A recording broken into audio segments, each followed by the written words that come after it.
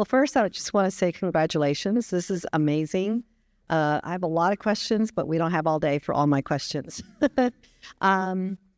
So as far as accessibility, is it, how are we defining students? Is it a certain grade level, is it undergrad, grad? I mean, is it anybody as far as they say I'm a student, and how does that work? Yeah, I think I could answer this.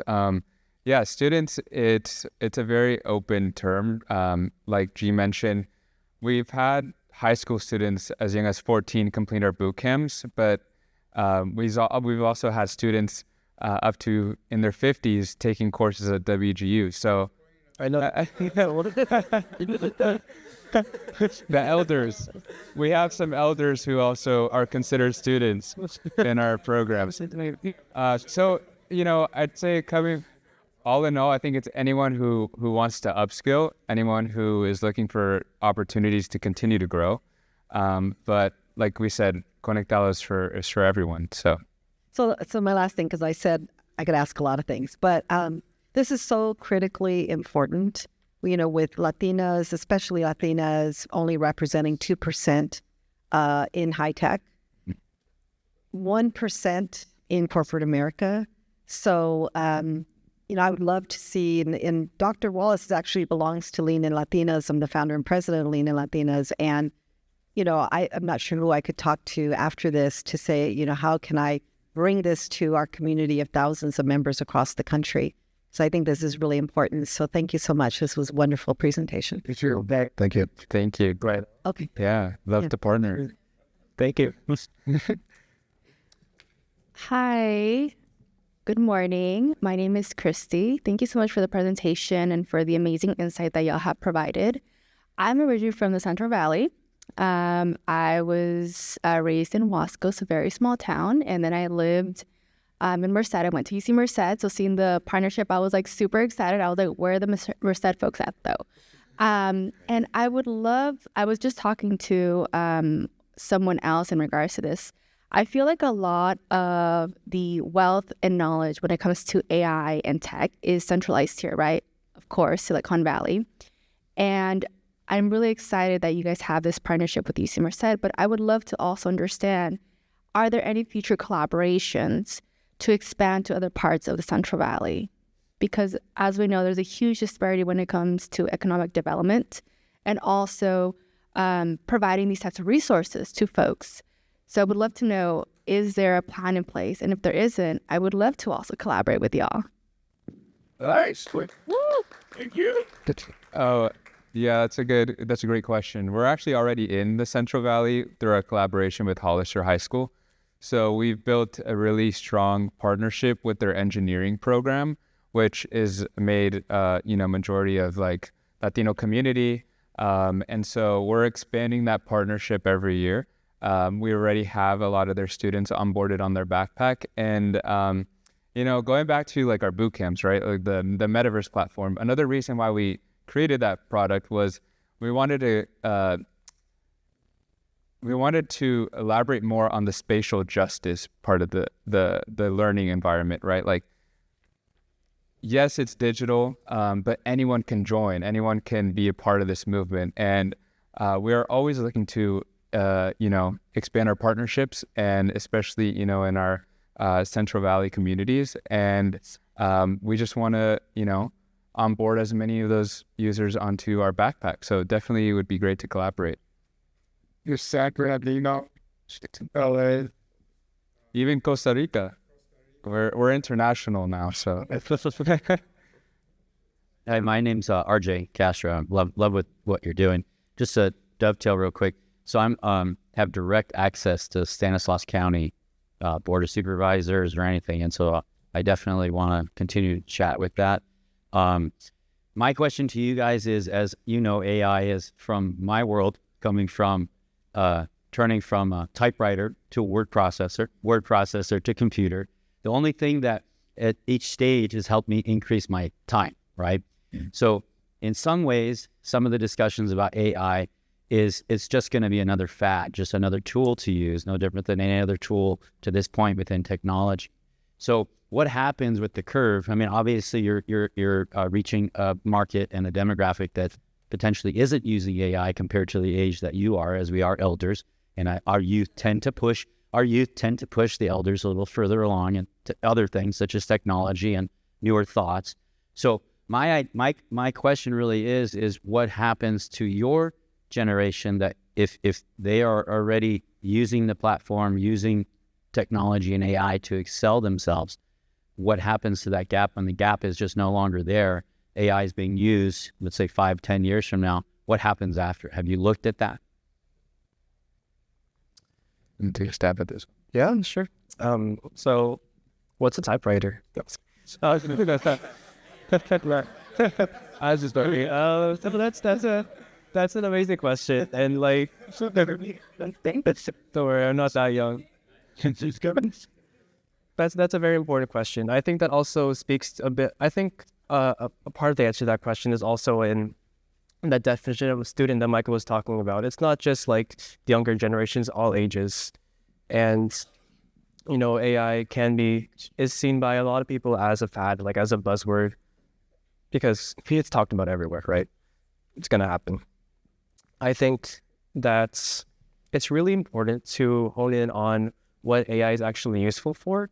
And and especially in education, that is something we're really focusing on for students of all ages, for teachers. Dr. Pacheco is in the audience. She is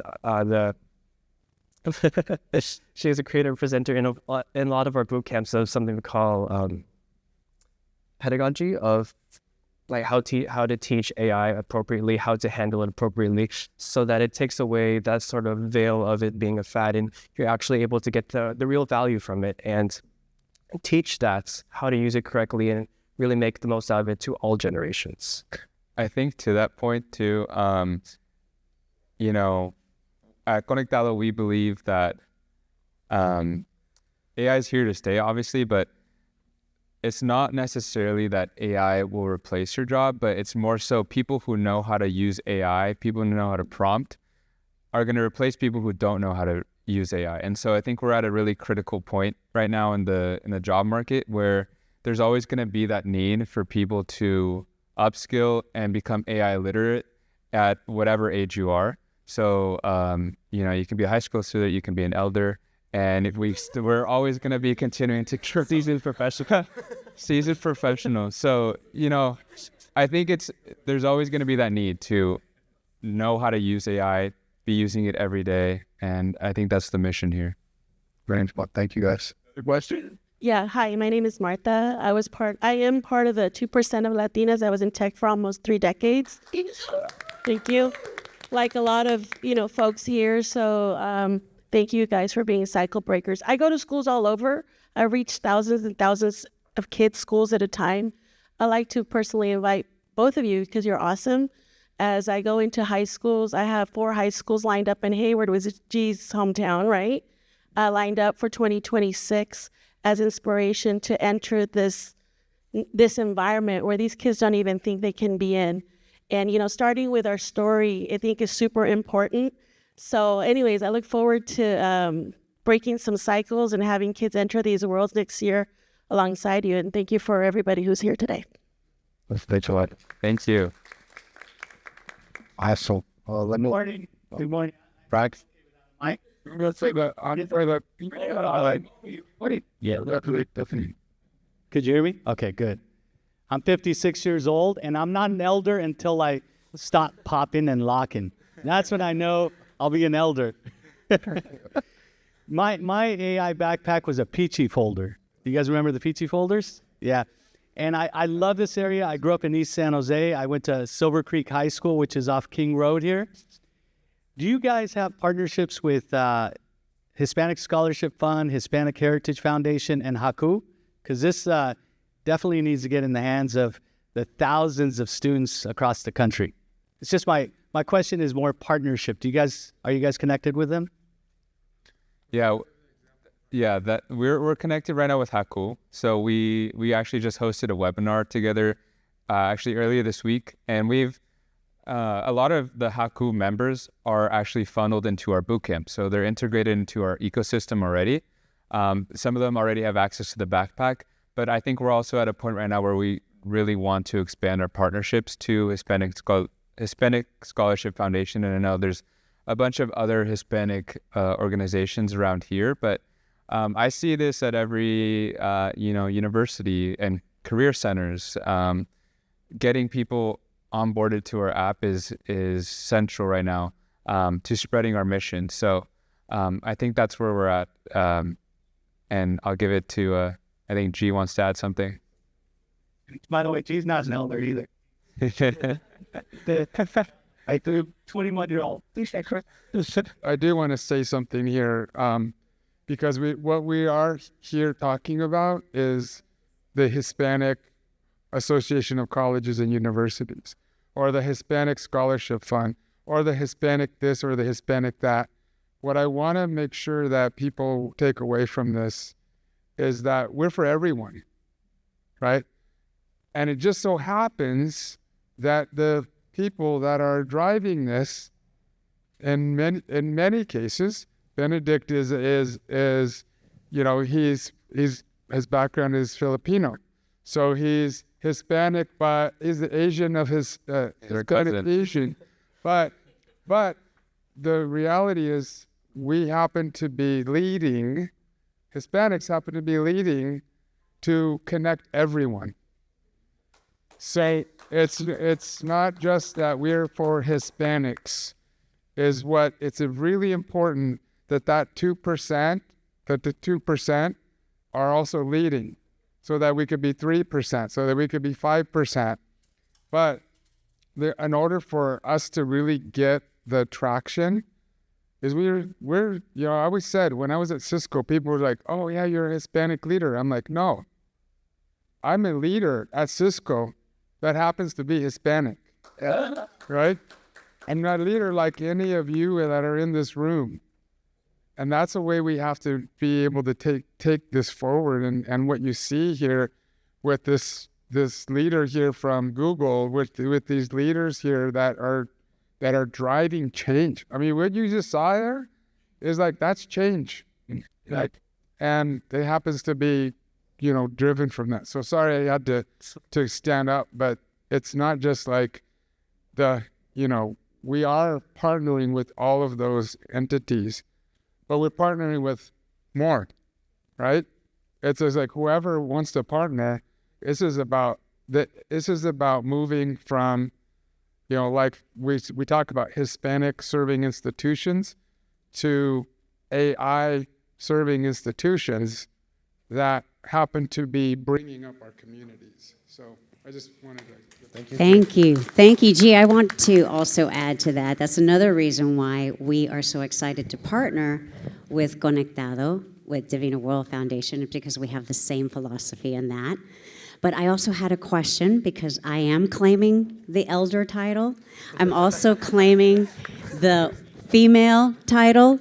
And so I'm going to take off my hat right now for just a second from the Divina World Foundation and put on my Leverage Up hat, my Latina Excellence Brunch hat, women organizations that I belong to, that I believe that we can also partner with you. For example, Leverage Up, I'm a co-founder of a new magazine that is for women of a certain age who are not in any way, shape, or form ready to retire. But there is that concern and that question of how do we learn the AI skills that you're all teaching? So I would love to have those conversations with you as well, G, you and your team, for women of a certain age. Is that possible? Yeah, definitely. Conectado is it for everyone, right? We're always having these recurring AI literacy boot camps. It'd be great to have some of them join in. Yeah. Okay. On the fun. Well, let's see if we can get an ad in the next issue or the following issue. Leverage Up. One last question? Yeah, sounds good. Yeah, it's more of a comment just in regards to, since we're kind of celebrating the Native, I think in our traditions as Natives, if you're Mexican or non, it is traditionally, our culture has helped from technology, from language. When settlers have come, we have been the ones to help teach. And so as an elder, I consider myself an elder because I have been in leadership and I need to help those that are below us to rise above. And so as a leader, as an elder, I don't mind taking that title. I think it's important that we continue to help our youth to help us, but also that we embrace the spirit of teaching as G was mentioning. It's not just about our group, it's about teaching other groups that they can also collectively connect with us as Chicanos, Latinos, and then together in arms, instead of us being crabs trying to have a bucket, we're ants. We're ants that are locking arms and building bridges. That's really what we need to be, and that's the narrative we need to also share. It's not, we're no longer crabs trying to pull each other down. It's we're ants, and just like you see ants, they come together and they help their community. Thank you so much. One last question. Hi, my name is Amanda. I love the whole entire idea of like giving this to college students.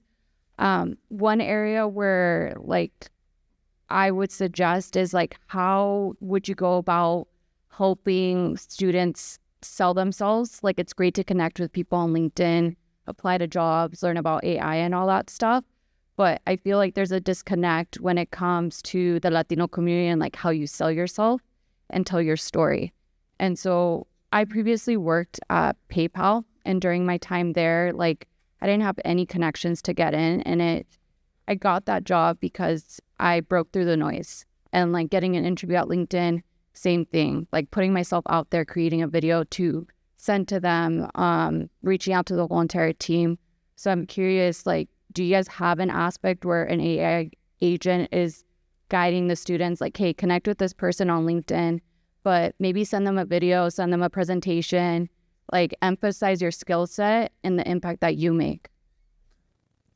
Yeah, that's a really great question. And actually in our boot camps, it's comprehensive in that we provide technical certificates through our technical training, but also we've developed our own research and science-based career readiness curriculum. So in this curriculum, we'll go over, building our own resumes and enhancing current resumes. We'll go over building a portfolio to showcase your work that you can use when you're applying to new jobs, which is something that is more, it's not new, but people are trying to find new ways to stand out when you're applying to jobs because it's so competitive. And then we practice, like interviews, things like that. So it's very holistic in that sense where students are coming out of it not only with an AI literacy certificate, but having trained to develop more of those soft skills and how to sell themselves. I think that's really important. Like we practice elevator pitches.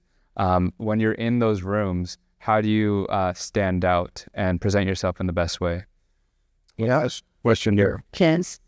Love the app and everything you guys are doing. And I hope you guys feel the support in the room, that we're here to support you. And in my visions, like, I hope we can have a committee of some sort, because I'm like, it looks like everyone wants to support in some type of capacity. But I did want to point out that Mayor Matt Mahan recently said AI for everyone, right? AI for all. So I want to make sure we keep our public officials kind of like accountability, right? We want to make sure you guys are seen, heard, connected, like making sure this can be applied to at a city capacity, hopefully maybe at a state level one day. There's something that's called Cradle to Career data system. So I hope you guys can check it out. But they have a lot of resources, pathways in workforce development. It's called Cradle to Career, and hopefully you guys can check it out. But yeah, thankful for you guys. If you ever need some support, or like, I would love to like commit in some type of way. I work as a specialist for Latina Coalition Silicon Valley, as a workforce and economic mobility specialist. So always happy to help. Yeah, that'd be great. We can have you as one of our guest speakers. Awesome. Well, to wrap this up, guys, I want to thank Michael, Benedict, and Dr. Wallace, and thank you all for listening. Thank you so much.